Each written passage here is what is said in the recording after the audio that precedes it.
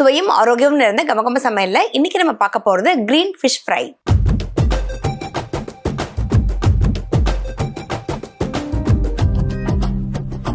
இந்த ரெசிபியை பண்றதுக்கு தேவையான பொருட்கள் என்னென்னு பார்க்கலாம்.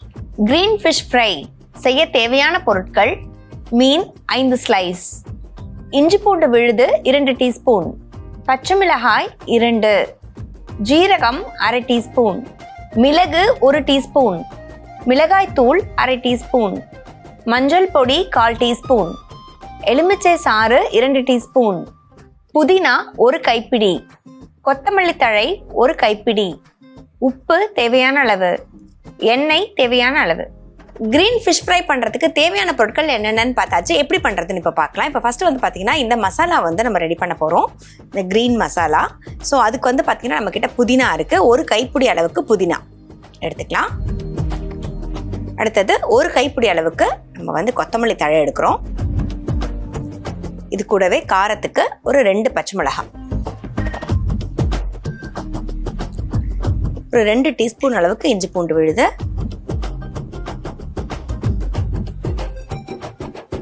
அடுத்ததா இதில் ஒரு 1/4 டீஸ்பூன் அளவுக்கு மஞ்சள் பொடி, ஒரு 1/4 டீஸ்பூன் அளவுக்கு மிளகாய் தூள் சேர்த்தா போதும்.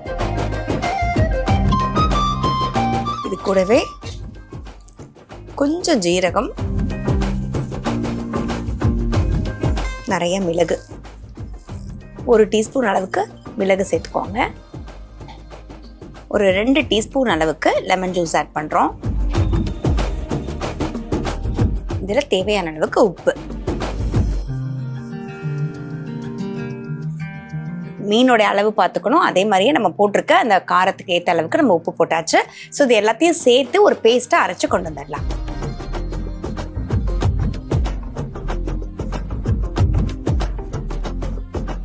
கிரீன் ஃபிஷ் ஃப்ரைக்கான மசாலா பார்த்தீங்கன்னா இப்போ நம்ம வந்து அரைச்சி கொண்டு வந்தாச்சு. மசாலா நம்மக்கிட்ட ரெடியாக இருக்குது. நம்மளோட மீனும் அதை க்ளீன் பண்ணி பார்த்தீங்கன்னா ரெடியாக இருக்குது. இப்போ நம்ம என்ன பண்ணலான்னு பார்த்தீங்கன்னா ஒரு பிளேட்டில் இந்த மசாலாவை நல்லா போட்டுட்டு லைட்டாக தண்ணி விட்டுக்கலாம்.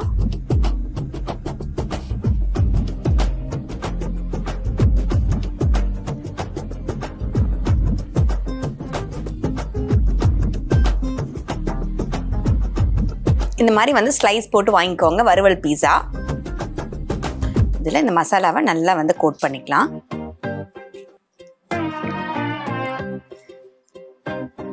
ஸோ இந்த மசாலாவில் வந்து பார்த்தீங்கன்னா நமக்கு வந்து புதினா கொத்தமல்லி எல்லாமே போட்டிருக்கிறதுனால இந்த ஃப்ளேவரே வந்து பார்த்தீங்கன்னா வந்து ரொம்ப நல்லாயிருக்கும். யூஸ்வலி நம்ம வந்து மிளகாத்தூள், மஞ்சத்தூள், ஃபிஷ் ஃப்ரை மசாலா எல்லாமே நம்ம போடுவோம்.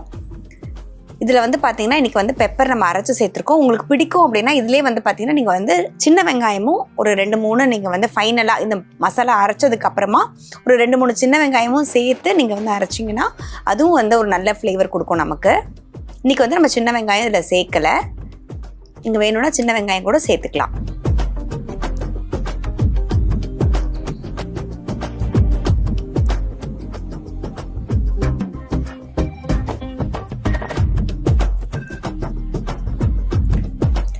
உங்களுக்கு வந்து இந்த மசாலா உதிரக்கூடாது அப்படின்னா நீங்கள் வந்து கொஞ்சம் அரிசி மாவை கூட இதில் வந்து நீங்கள் கோட் பண்ணி அதுக்கப்புறமா நீங்கள் பொரிச்சுக்கலாம். சப்போஸ் உங்களுக்கு வந்து இந்த மசாலா உதிர்ந்துருமோன்னு உங்களுக்கு வந்து டென்ஷனாக இருந்துச்சு அப்படின்னா நீங்கள் கொஞ்சம் அரிசி மாவு கூட இந்த மாவுலேயே போட்டுட்டு அதுக்கப்புறமா நீங்கள் இந்த மாதிரி பெசரி வச்சுக்கலாம். ஸோ இப்போ வந்து பார்த்தீங்கன்னா நம்ம வந்து மீனெல்லாம் மசாலா போட்டு நம்ம வந்து நல்லா ஊற வச்சுருக்கோம். அடுத்து வந்து பார்த்தீங்கன்னா இந்த பக்கம் வந்து எண்ணெயை காய வச்சாச்சு. நல்லா நீங்கள் வந்து ஓவர் நைட் கூட மேரினேட் பண்ணிங்கன்னா ரொம்ப நல்லாயிருக்கும். ஆனால் 2 to 3 hours பண்ணாலும் ரொம்ப நல்லாயிருக்கும். ஸோ நீங்கள் வந்து நல்லா கொஞ்சம் மேரினேட் பண்ணிவிட்டு இது பண்ணும் போது நமக்கு நல்ல டேஸ்ட் வந்து நமக்கு ஊறி இருக்கும். இப்போ எண்ணெய் நல்லா காஞ்சிடுச்சு. இதில்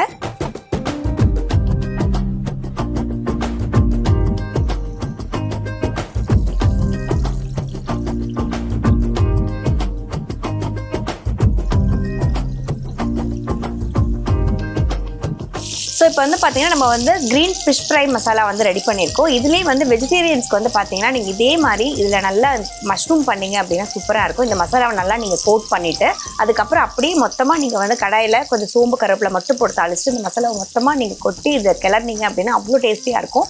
நீங்கள் வந்து ஃபிஷ் ஃப்ரை மாதிரியே பண்ணணும் அப்படின்னு நினச்சிங்கன்னா நீங்கள் வந்து சேனைக்கிழங்கு இருக்கும், நீங்கள் வந்து இந்த சட்டிக்கிழங்குன்னு சொல்லுவோம். ஸோ அதை வந்து நல்லா வந்து மீன் துண்டு மாதிரியே நம்ம வந்து போட்டுட்டு அதுலேயும் இந்த மசாலாவை பரட்டு நீங்கள் வந்து போடலாம். அதே மாதிரியே வாழைக்காய் நீங்கள் வந்து வறுவல் பண்ணிங்கன்னா ரொம்ப நல்லாயிருக்கும். உங்களுக்கு பெரிய பெரிய கத்திரிக்காய் கிடைக்கும். ஸோ அந்த கத்திரிக்காயை நீங்கள் வந்து நல்லா வந்து ரவுண்டாக நீங்கள் கட் பண்ணிவிட்டு இது மாதிரி பண்ணிங்க அப்படின்னா அவ்வளோ டேஸ்டியாக இருக்கும். அப்படியே வந்து நான்வெஜ்ஜுக்கு ஈக்குவலாக இருக்கக்கூடிய டிஷ்ஷஸ் தான் இது எல்லாருமே. ஸோ இந்த மசாலா வந்து நீங்கள் வந்து ரெடி பண்ணிக்கிட்டீங்க அப்படின்னா நீங்கள் என்ன ஃப்ரை பண்ணாலுமே இது வந்து டீப் ஃப்ரை பண்ணுறதோ இல்லை இது மாதிரி ஷாலோ ஃப்ரை பண்ணுற எல்லாத்துக்குமே நீங்கள் வந்து யூஸ் பண்ணிக்கலாம். ஸோ இப்போ வந்து பார்த்திங்கன்னா மீன் வந்து நமக்கு நல்ல சத்தம் அடங்கிடுச்சு, ஒரு பக்கம் நமக்கு நல்லா வெந்துடுச்சு. இது நம்ம அப்படியே வந்து திருப்பி போட்டுடலாம்.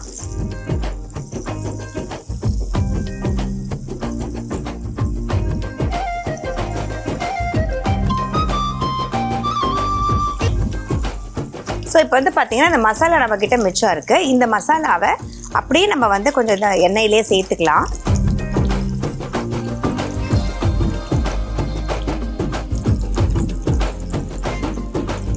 லைட்டாக இது வந்து நம்ம திருப்பி போட்டு எடுத்துட்டா நமக்கு வந்து நல்லாயிருக்கும்.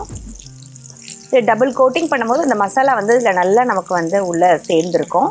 நீங்கள் ஊற வைக்கும் போது அதுக்கப்புறம் இந்த மிச்ச மசாலாவையும் இதே மாதிரியே நம்ம வந்து போட்டு எடுத்துட்டோம் அப்படின்னா நல்லா டபுள் சைடடுமே நமக்கு வந்து நல்ல ஒரு நம்மளுடைய ஃபிஷ் எல்லாமே வந்து பார்த்திங்கன்னா நல்லா வெந்து நமக்கு வந்து நல்லா வந்து நமக்கு தனித்தனியாக வர ஆரம்பிச்சிருச்சு லேயர்ஸாக. ஸோ அந்தளவுக்கு சூப்பராக வெந்துருச்சு.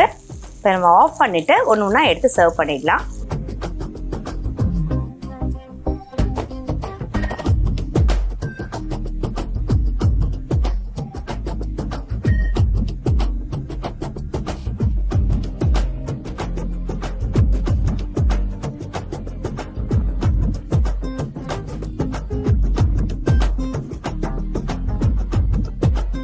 நம்ம பண்ணிட்டு இருந்த க்ரீன் ஃபிஷ் ஃப்ரை பார்த்தீங்கன்னா இப்போ சூப்பராக ரெடி ஆயிடுச்சுங்க. நீங்களும் உங்கள் வீட்டை நெக்ஸ்ட் டைம் ஃபிஷ் ஃப்ரை பண்ணும்போது இந்த மாதிரி இந்த மசாலா போட்டு நீங்கள் ட்ரை பண்ணி பாருங்கள். ரொம்ப ரொம்ப டேஸ்டியாக இருக்கும், நல்லா வந்து ஒரு ஃப்ரெஷ்னஸ் கொடுக்கும். ஸோ கண்டிப்பாக ட்ரை பண்ணிவிட்டு எப்படி இருந்துச்சு உங்களுக்கு சொல்லுங்கள். இதே மாதிரி ஒரு சூப்பரான ரெசிபியோட இன்னொரு செக்மெண்ட்டில் மீட் பண்ணலாம்.